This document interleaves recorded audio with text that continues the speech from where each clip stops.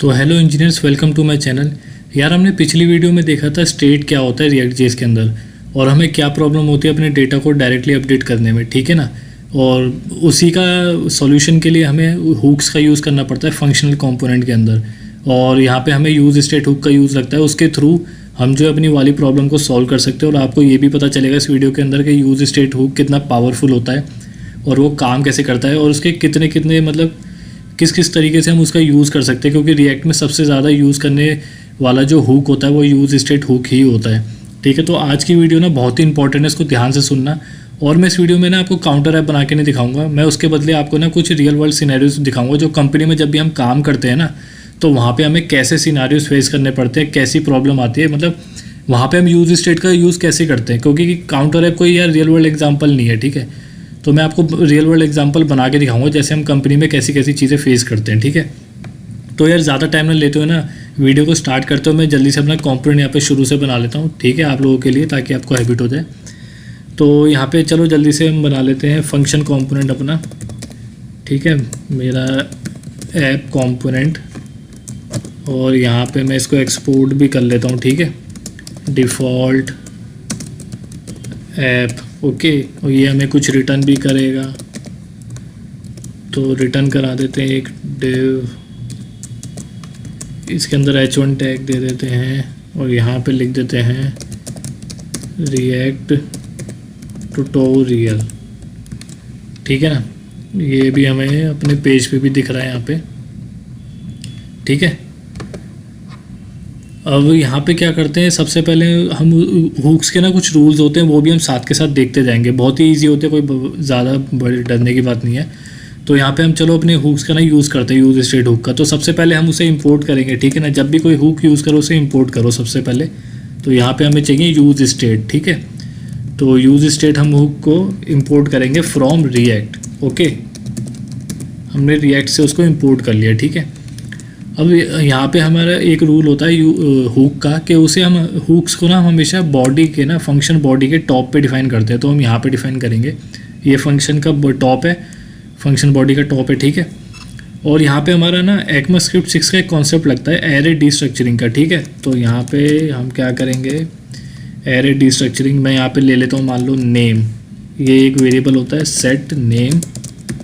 और अभी मैं आपको बताता हूँ ये क्या होता है, पूरा समझाता हूँ मैं आपको, ओके। और यहाँ पे मेरा आ गया यूज़ स्टेट, ठीक है, यूज़ स्टेट। अभी के लिए मैं यहाँ पे लिख देता हूँ जॉन, हमारी वही पिछली प्रॉब्लम का सॉल्यूशन होगा, वही आपको मैं दिखाता हूँ यहाँ पे। अब यहाँ पे आप लोग सोच रहे होगे नेम और सेट नेम क्या है। तो यार यहाँ पे मैं बताता हूँ, ये जो नेम होता है ना, एक वेरिएबल होता है, ठीक है। और सेट नेम जो होता है ना, एक फंक्शन होता है। ये जो सेट नेम होता है ना, जैसे अभी जो जॉन है ना, जॉन इस नेम की जो है ना करंट वैल्यू, अगर मैं इसे कंसोल लॉग करूँगा ना तो नेम की जो वैल्यू मुझे जॉन मिलेगी, ठीक है। और अगर मैं इसे अपडेट करना चाहता हूँ, मान लो मैं नितिन करना चाहता हूँ, तो मैं इसका यूज़ करूँगा सेट नेम का। अब यहाँ पे आप सोच रहे हो कि ये नेम और सेट नेम मैंने लिखा है, तो यहाँ पे आप ना कुछ भी लिख सकते हो, data, set data, my name, set my name, कुछ भी लिख सकते हो। लेकिन ये कन्वेंशन होती है, जैसे मैंने लिखा ना नेम, तो यहाँ पे आपको फंक्शन को सेट नेम देना पड़ता है। जैसे मैं यहाँ पे लिख दूंगा डेटा, तो यहाँ पे आप लिखोगे सेट डेटा, लेकिन एक कन्वेंशन होती है कि इसी तरीके से लिखा जाता है, क्योंकि हम डेटा को सेट करा रहे हैं, ठीक है। अब चलिए मैं आपको ना कंसोल भी करके दिखाता हूँ यहाँ पे नेम में आ क्या रहा है, जिससे आपको पता भी चलेगा और अच्छे से क्लियर होगा। तो मैं यहाँ पे लिख देता हूँ नेम कॉमा नेम। अब देखना मुझे इसकी वैल्यू जॉन मिलनी चाहिए, इसकी करंट वैल्यू, क्योंकि अभी यहाँ पे मैंने जॉन पास करा है। तो हम चल के देखते हैं ज़रा एक बारी, रिफ़्रेश कर लेते हैं हम। और यहाँ पे आप देख सकते हो नेम जॉन आ रहा है यहाँ पे, ठीक है। तो इससे हमें पता चल गया कि इसकी जो करंट वैल्यू ना, ये जॉन जो है ना, ये इसकी करंट वैल्यू है नेम की है। अब मैं ना इसको अपने UI पे ना JSX पे डाल देता हूँ, ठीक है। अब मुझे JSX में डालना है तो मुझे क्या करना पड़ेगा, कर्ली ब्रेसेस का यूज़ करना पड़ेगा, ओके। और जो ये मेरा नेम है इसी को मैं कॉपी करूँगा और यहाँ पे पेस्ट कर दूँगा। अब देखो ये मुझे मेरे UI पे दिख भी जाएगा, रिएक्ट ट्यूटोरियल जॉन, ठीक है।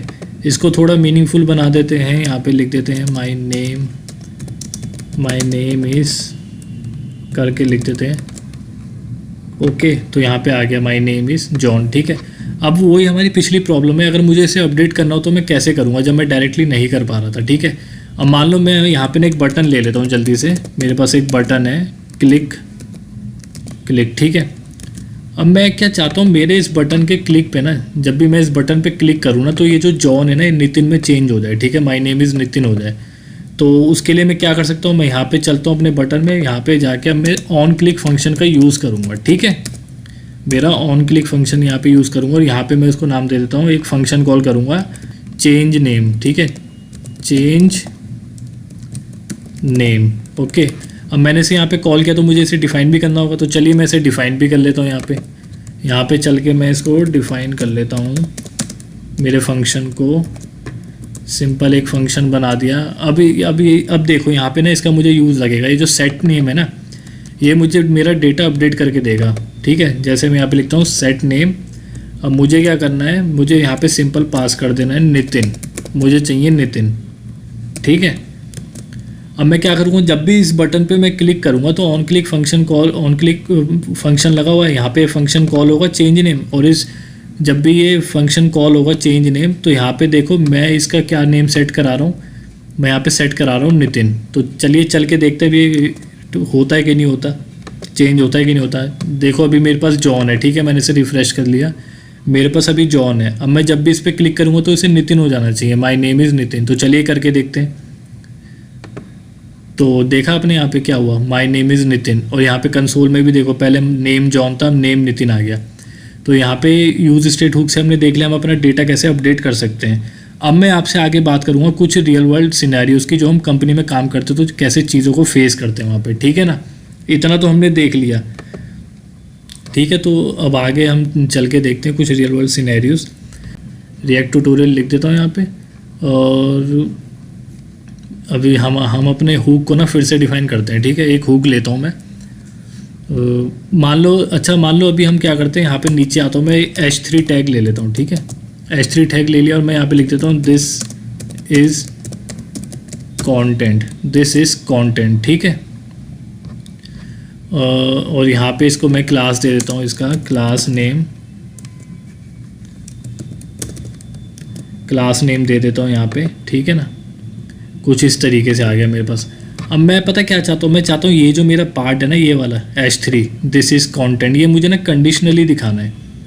मैं इसको ना एक टाइल बनाना चाहता हूँ, उसके बाद मैं इसे कंडीशनली दिखाना चाहता हूँ। मैं जैसे आपको दिखाता हूँ, अभी मेरे पास है ऐप है ना, तो ऐप है, तो ऐप के अंदर मैं यहाँ पे जाता हूँ, यहाँ पे लिख देता हूँ इसको, अभी के लिए मैं बॉर्डर दे देता हूँ, ठीक है, 1 pixel solid grey and border radius 5 pixel, okay. ये कुछ इस तरीके से दिख रहा है। अभी मान लो मेरे पास एक कार्ड है, वो कुछ इस तरीके से दिख रहा है। अभी मैं इसको थोड़ा सा विड्थ कम कर देता हूँ, इसकी विड्थ जस्ट 50%। ये मेरे पास ये एक कार्ड आ गया, ठीक है, कुछ इस तरीके से। अब मान लो मैं क्या चाहता हूँ, मैं ना इसको ना, ये जो मेरा दिस इज़ कंटेंट है ना, मैं इसे कंडीशनली दिखाना चाहता हूँ। मैं चाहता हूँ जब भी मैं इस कार्ड पे क्लिक करूँ ना, ये मुझे दिखे, और जब मैं इस पर क्लिक करूँ ये मुझे बंद हो जाए, ठीक है। तो देखो वो कैसे हम कर सकते हैं, वो यूज़ केस हम कैसे कर सकते हैं, मैं आपको करके दिखाता हूँ वो यूज़ केस यहाँ पे। तो चलिए अब हम यहाँ पे उसको करके देखते हैं। सबसे पहले हम अपना यूज स्टेट हुक जो है ना इंपोर्ट कर रखा है हमने, हम उसे डिफ़ाइन कर लेते हैं, ठीक है। तो यहाँ पे हम लिखेंगे कॉन्स्ट शो, मैं लिख देता हूँ show comma set show, okay. यहाँ पे मेरा यूज स्टेट आ जाएगा, ओके। अभी के लिए मेरी इसकी वैल्यू होगी फॉल्स। अभी मैं आपको बताऊंगा इसकी वैल्यू फॉल्स क्यों है, ठीक है। अब मैं चाहता हूँ जब भी मैं ना इस कार्ड पे ना क्लिक करूँ ना, तब ये मेरा जो है ना मुझे दिस इज़ कंटेंट जो है ना दिखे, अदरवाइज़ मुझे रिएक्ट ट्यूटोरियल दिखे ओनली, ठीक है। तो चलिए ये मैं आपको करके दिखाता हूँ ये आप कैसे कर सकते हैं। और यहाँ पे एक और हम करते हैं, इसे कर्सर कर देते हैं, कर्सर पॉइंटर, ओके। तो देखना मैं इसे कैसे कर सकता हूँ यहाँ पे। तो मैं क्या करूँगा, यहाँ पे अब एक चीज़ हमें और देखनी पड़ेगी, कंडीशनल रेंडरिंग आ जाती है हमारे यहाँ पे, ठीक है ना। तो अब मुझे कंडीशनली उसे रेंडर करना है, ठीक है, अपने JSX में। तो मैं से यहाँ पे सबसे पहले क्या करूँगा, अपने कर्ली ब्रेसिस का यूज़ करूँगा। अब मैं यहाँ पे लिखूँगा शो एंड लॉजिकल एंड। यहाँ पे इसका मतलब है अगर मेरे शो की वैल्यू ट्रू है ना, शो की वैल्यू ट्रू है तो मुझे ये दिखाओ, ये जो मैंने लिखा है ना अभी यहाँ पे, इसका मतलब है अगर मेरे शो की वैल्यू ट्रू है ना तो मुझे ये दिखाओ। एन ऑपरेटर का मतलब ये है, ये कंडीशनल रेंडरिंग होती है एक तरीके से, ठीक है। आगे हम इसके बारे में और भी डिटेल में जानेंगे अगली वीडियोज़ में। तो मैं कह रहा हूँ जब तो ये मुझसे कह रहा है कि जब भी मैं ट्रू होऊंगा ना तब मैं आपको ना ये वाली लाइन दिखाऊंगा, दिस इज़ कंटेंट। ठीक है, मैंने कहा ओके, अभी तो भाई तू फॉल्स है, तो अब तू ट्रू कब होगा? तो मैं क्या चाहता हूँ, मैं ये चाहता हूँ जब भी मैं इस पर क्लिक कर दूँ ना तब ये ट्रू हो जाए। ठीक है, तो हमें पता लग गया ओके, जब भी हम कार्ड पे क्लिक करेंगे तो ये ट्रू हो जाना चाहिए। तो इसका मतलब क्या है कि ये जो डिव है कार्ड, मैं इसके ऊपर जाऊँगा और ऑन क्लिक लगाऊँगा और यहाँ पे मैं एक फंक्शन कॉल करूँगा, handle show. Okay, handle show एक फंक्शन मैंने कॉल करा। मुझे इसको डिफ़ाइन भी करना पड़ेगा अगर मैं इसे कॉल कर रहा हूँ तो चलिए मैं इसे डिफ़ाइन कर देता हूँ यहाँ पे, फंक्शन हैंडल शो। ओके, अब मैं यहाँ पे आया तो मैं यहाँ पे जाके सेट शो का मैं यूज़ करूँगा यहाँ पे आके, और यहाँ पे आके अभी के लिए मैं यहाँ पे एक चीज़ आपको करके दिखाना चाहता हूँ। अभी मैं मान लो सिर्फ इसको लिखूँगा ट्रू।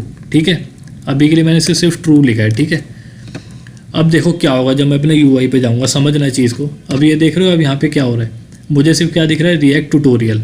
ठीक है ना, सिर्फ रिएक्ट ट्यूटोरियल दिख रहा है मुझे यहाँ पे। लेकिन अब मैं जैसे ही इस पर क्लिक करूँगा, इस पर मेरा यहाँ पे ऑन क्लिक फंक्शन लगा है, उस पर मैं एक फंक्शन कॉल कर रहा हूँ और उस पर अपने उसकी जो वैल्यू है ना मेरे स्टेट की, उसे ट्रू करा दे रहा हूँ। और जैसे ही वो ट्रू होगा उसके ट्रू पे मुझे अपना जो है दिस इज़ कंटेंट जो है वो मुझे दिख जाना चाहिए। तो चलिए क्लिक करके देखते हैं। यहाँ पे आपने देखा जैसे ही मैंने क्लिक करा ये मुझे दिख गया। ये तो एक यूज़ केस होता है। यहाँ पे जब भी आप मतलब ये हमें ना कंपनी में ऐसे यूज़ केसेस मिलते रहते हैं कुछ इस तरीके की, जैसे हमें अकॉर्डियन बनाना होता है, टेबल में हमें अकॉर्डियन बनाना होता है, उसमें हमें कुछ डेटा हाइड एंड शो करना होता है, तो वो हम कुछ इस तरीके से करते हैं। लेकिन यहाँ पे अब मैं चाहता हूँ जब मैं इस पर दोबारा क्लिक करूँ ना तो ये हाइड हो जाए दोबारा से। ठीक है, तो यार वो मैं कैसे कर सकता हूँ, चलिए वो देख लेते हैं। यहाँ पे अभी मैंने क्या पास करा है, इसको ट्रू पास करा है। मैं इसको यहाँ पे ट्रू ना पास करके ना इसको टॉगल कराऊंगा। मैं यहाँ पे लिख दूंगा नॉट ऑपरेटर और यहाँ पे लिख दूंगा शो। जो भी शो की वैल्यू होगी ना उसको मैं ना टॉगल कराऊंगा। जैसे अभी के लिए फॉल्स है, जैसे मैं क्लिक करूँगा वो ट्रू हो जाएगी। ठीक है, अभी शो की जो वैल्यू है फॉल्स है, तो मुझे फर्स्ट टाइम पे जब भी शो की वैल्यू फॉल्स है तो वो मुझे नहीं दिखेगा UI पे। देख रहे हो, जैसे मैं रिफ़्रेश करूँगा तो यहाँ पे UI पे मुझे नहीं दिखेगा दिस इज़ कंटेंट। ठीक है, क्योंकि अभी इसकी वैल्यू फॉल्स है। लेकिन जैसे ही मैं इस कार्ड पे क्लिक करूँगा मेरा ये फंक्शन कॉल होगा और यहाँ पे मेरी जो इसकी वैल्यू है वो जो टॉगल होकर ट्रू हो जाएगी। और जैसी वो ट्रू होती है, यहाँ पे मैं क्या दिखा रहा हूँ, ट्रू होने पे अपना ये जो दिस इज़ कंटेंट है मैं इसको दिखा रहा हूँ। ठीक है ना, और जैसे ही वो ट्रू हो जाती है, अब जब मैं दोबारा इस पर क्लिक करूँगा तो वो उसकी वैल्यू को फिर से टॉगल कर देगा और यहाँ पे जो है उसकी वैल्यू फॉल्स हो जाएगी। फॉल्स हो जाएगी मतलब कि ये हाइड हो जाएगा ये पार्ट जो है, क्योंकि ये तो ट्रू पे दिख रहा है मुझे। ठीक है, तो चलिए अब हम करके देखते हैं ऐसा हो रहा है कि नहीं हो रहा, टॉगल हो रहा है कि नहीं हो रहा। अभी देखो शो नहीं हो रहा, मैं क्लिक करूँगा शो हो गया। अब मैं दोबारा क्लिक करूँगा तो हाइड हो जाएगा, देखो हाइड हो गया। ठीक है, तो ये एक यूज़ केस था जो कई बार हमें फेस करना पड़ता है जब भी हम कंपनी में काम करते हैं। बड़े लेवल पे फेस करना पड़ता है, यहाँ पे मैं आपको छोटे लेवल पे करके दिखा रहा हूँ। लेकिन ये कुछ होते हैं केसेस जो हमको फेस करने पड़ते हैं। अकॉर्डियन बनाना पड़ता है कई बार हमें। ठीक है, कुछ डेटा होता है उसे हाइड एंड शो करना होता है। अब यहाँ पे एक और यूज़ केस देखते हैं, यूज़ स्टेट हुक का। ठीक है ना, जैसे मान लो मैंने क्या करा, जब भी मैं इस पर क्लिक कर रहा हूँ ना, मान लो मेरे पास मल्टीपल बॉक्सेस है, मल्टीपल। ठीक है, अब जैसे मैं किसी पर्टिकुलर बॉक्स पे क्लिक करता हूँ ना तो यार मुझे पता तो होना चाहिए कि वो बॉक्स हाईलाइटेड हो रखा है, मुझे पता होना चाहिए। जैसे ही मैं उसे दोबारा बंद करूँ तो वो हाईलाइटेड नहीं है, तो मुझे पता होना चाहिए कि नहीं है हाईलाइटेड।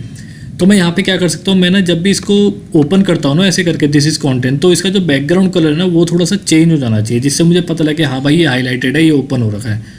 जैसे ही मैं इसे क्लोज़ करूँ वो नॉर्मल जो कलर है वही आ जाना चाहिए, ताकि मुझे पता लगे कि हाँ भाई ये क्लोज है, अब ये हाईलाइटेड नहीं है, ये ओपन नहीं है। ठीक है, तो देखो मैं वो कैसे कर सकता हूँ, वो मैं आपको करके दिखाता हूँ यहाँ पे।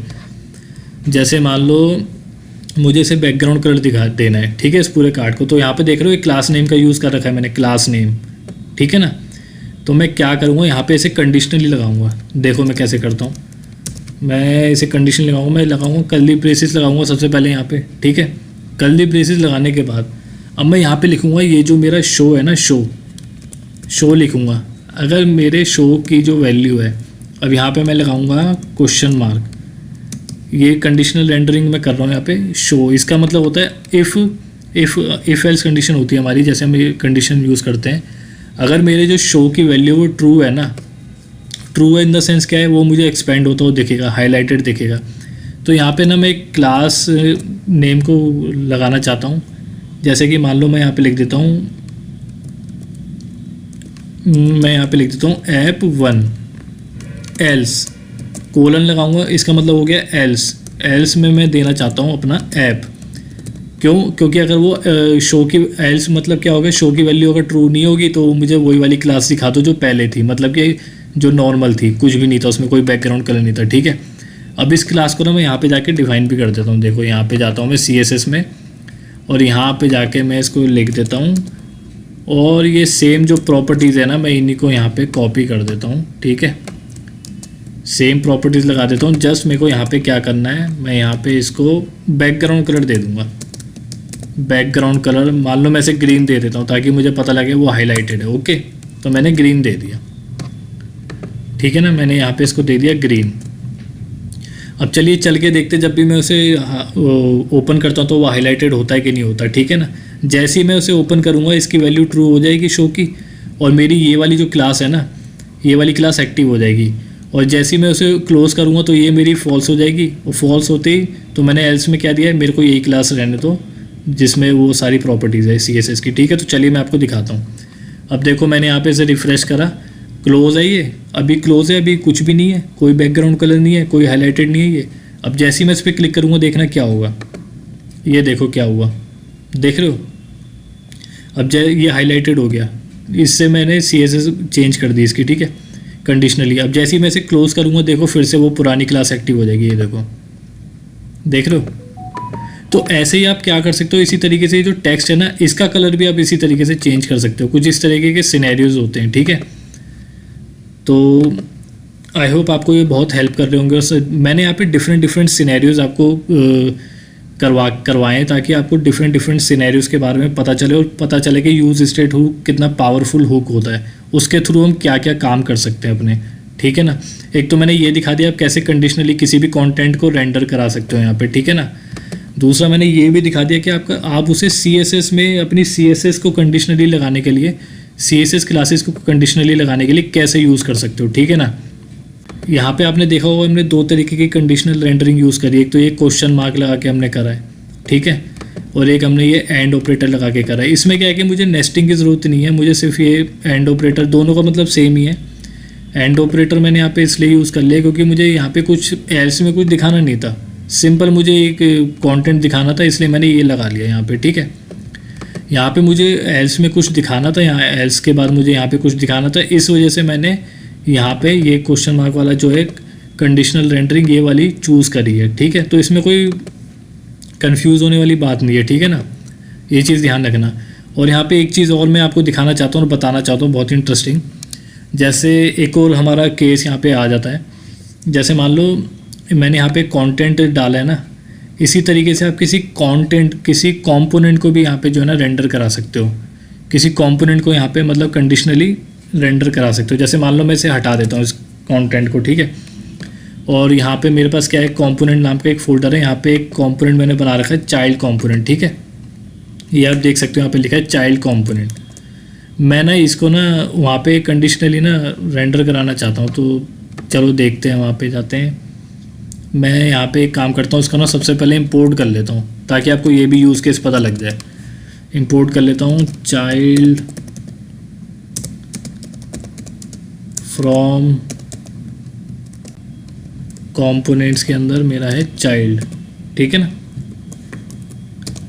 अब मैं क्या करता हूँ, यहाँ पे जाता हूँ, उसको यूज़ कर लेता हूँ चाइल्ड और इसे सेल्फ क्लोज कर देता हूँ।